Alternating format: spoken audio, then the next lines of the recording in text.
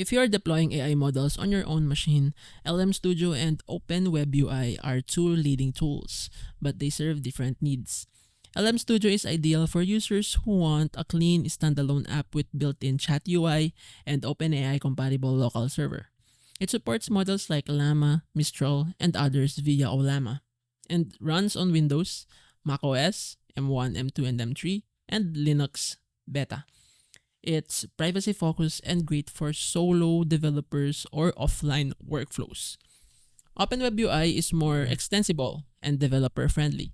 It's a self-hosted platform that supports multiple LLM runners, Ollama, LM Studio, etc. Retrieval Augmented Generation, or the RAG, and plugin integration.